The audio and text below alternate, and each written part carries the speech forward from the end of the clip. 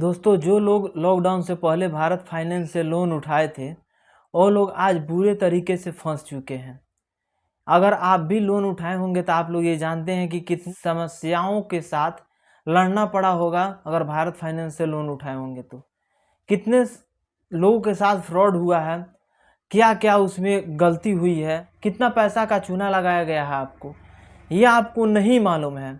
क्योंकि आज मैं आपके आंख का पट्टी खोलने वाला हूं और आज मैं बताने वाला हूं कि कितना ज़्यादा पैसा आपका नुकसान में गया है। वीडियो लास्ट तक देखिएगा क्योंकि बहुत ही इंटरेस्टिंग होने वाला है।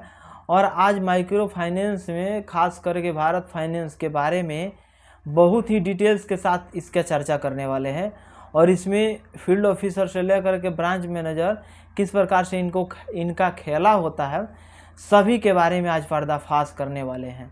क्योंकि हम भी उस रास्ते से गुजरे हैं और हम भी इससे भुगत चुके हैं, तो इसके बारे में पूरा नॉलेज है हमको और इसके बारे में हम पूरा डिटेल्स आपको बताने वाले हैं। वीडियो लास्ट तक देखिएगा, चैनल को सब्सक्राइब करके रखिएगा, दोस्तों के पास शेयर कर दीजिएगा। दोस्तों, भारत फाइनेंस लॉकडाउन से पहले जितने सारे लोग भारत फाइनेंस से लोन उठाए थे, जब लॉकडाउन लगा तो सरकार बोला कि कुछ छूट दिया जाए, 3 महीना का छूट दिया जाए और उसका इंटरेस्ट रेट नहीं लिया जाएगा।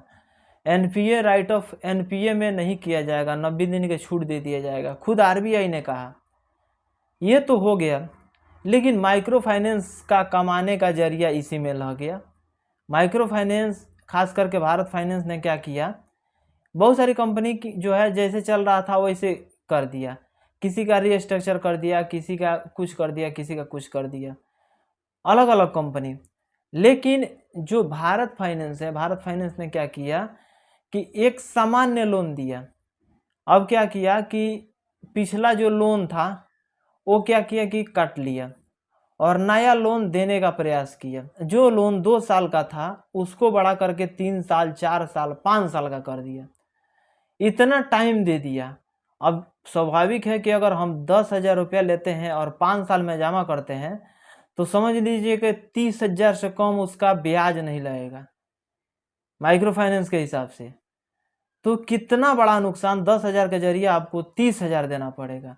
भले ही कम अमाउंट दे रहे हैं लेकिन बहुत बड़ा नुकसान हो रहा है।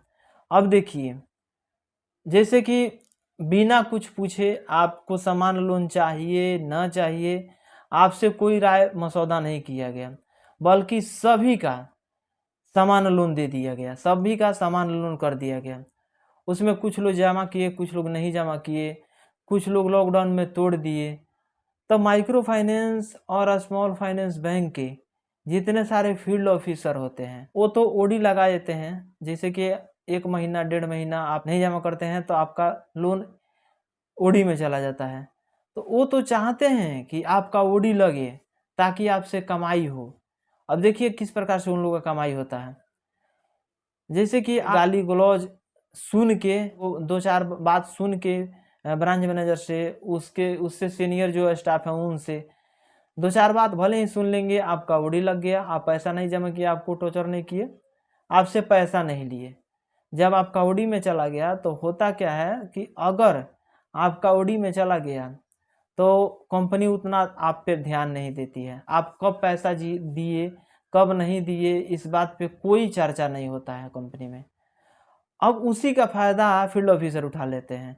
जितने सारे पैसा होता है, कभी ले गए तो फील्ड ब्रांच में जमा किए, कभी ले गए पैसा तो ब्रांच में नहीं जमा किए, बोल दिए कि हाँ क्लाइंट पैसा नहीं दिए और आप पैसा दिए हैं उसके हाथ में। तो क्या सबूत है कि आप पैसा दिए हैं? ना ही किसी पे साइन हुआ, ना ही किसी को कुछ हुआ। पैसा उसको दे दिए, वो पैसा फील्ड ऑफिसर लेके चला गया, वो पैसा अपने पॉकेट खर्चा कर रख लिया, वो पैसा आपका जमा नहीं हुआ, तो इसमें भी आपका नुकसान हो गया। दूसरा क्या होता है कि अगर 90 दिन तक आप पैसा नहीं जमा किए तो आप एनपीए में चले जाते हैं, आपका लोन जो है एनपीए में चला जाता है। एनपीए में चला जाता है तो उसको क्लोज जब कराता है फील्ड ऑफिसर तो उसको इंसेंटिव मिलता है, जिसको कमीशन बोला जाता है कंपनी की तरफ से।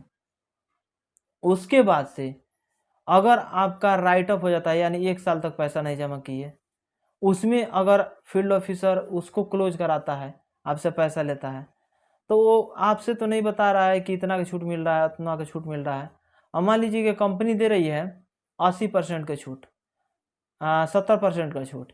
जैसे कि जितने सारे राइट ऑफ जो लोन होता है, तो राइट ऑफ में 70%, 60%, 40%, हर कंपनी का अलग अलग रूल रेगुलेशन है, उतना का छूट मिलता है।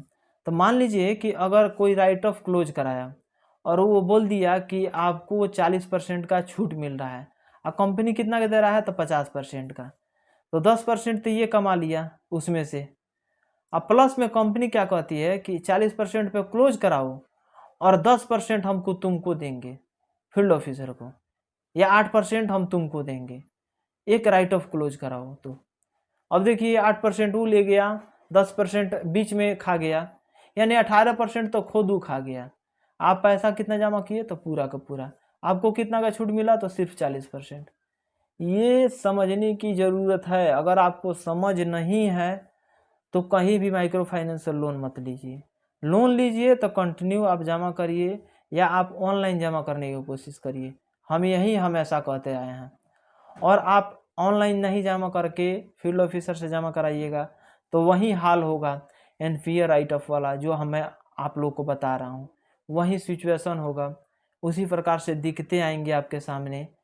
आपसे ज़्यादा पैसा लिया जाएगा, आपके लोन पे उस पैसा को नहीं चढ़ाया जाएगा, नहीं जमा होगा, तो ये सारे नुकसान आपको भुगतना पड़ेगा, आपको उस नुकसान को उठाना पड़ेगा। इससे घाटा आपको है।